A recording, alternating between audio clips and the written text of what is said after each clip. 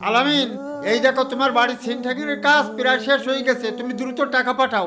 2-1 ভিতরে ছাদের ঢালার কাজ শুরু হবে। তুমি টাকা না দিতে পারলে আমি কোথা থেকে সিমেন্ট বালি এ সমস্তগুলো সংগ্রহ করব।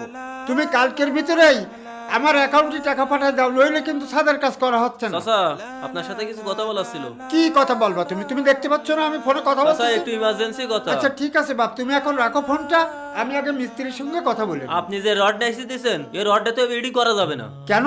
এই বিল্ডিং এর রড লাগবে 16 মিলি, আপনি তো নিয়েছেন 10 মিলি। ইয়ে দিয়ে গড় করলে 2 দিন পরে ভেঙে পড়বে। আচ্ছা তুমি এত বুঝতে চাও কেন?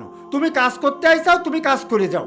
আপনার ভাই তো কইছে 5 তলা ফাউন্ডেশন করতে, এই রড দিয়ে তো 5 তলা ফাউন্ডেশন হবে না। আরে তুমি তো মিস্ত্রি, আমি ইঞ্জিনিয়ারের সঙ্গে আলাপ আলোচনা করে তারপরে এই রড নিয়ে আইছি। তুমি তার উপরে মাতো বাড়ি হয়ে গেছো নাকি? আমাদের কাজের টাকা তো এখনো 1 টাকাও দিলেন না। কাজের টাকা তো আমি দেবো। আমি কি এখান থেকে উঠে যাচ্ছি? দেখতে পাচ্ছ না কত বড় একটা প্রজেক্ট হাতে নিচ্ছি? তোমার টাকা সব দিয়ে দেবো, একটু লেট করো। লেট করতে করতে তো 3 মাস হয়ে গেল, এখনো তো 1 টাকাও দিলেন না। 2 দিন পরে পড়বে না ভেঙে। ভাঙিয়ে চুরে পড়ে পড়ুক, সেটা তোমার দেখা লাগবে না। মিজাজটাই খারাপ করি দেয়।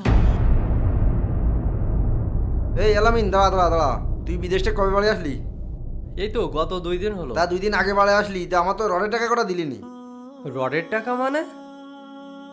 চাচা তোমার টাকা দিইনি? না, তোর চাচা মাল নিয়ে যায়, কয় পরে টাকা দিবা নেই।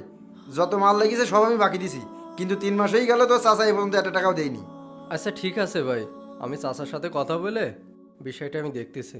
আচ্ছা তাড়াতাড়ি টাকাটা দিয়ে দিস। বুঝলাম না, চাচা সত্যি কি কারোর টাকা দেয়নি? দেখি চাচার কাছে যাই দেখি তো।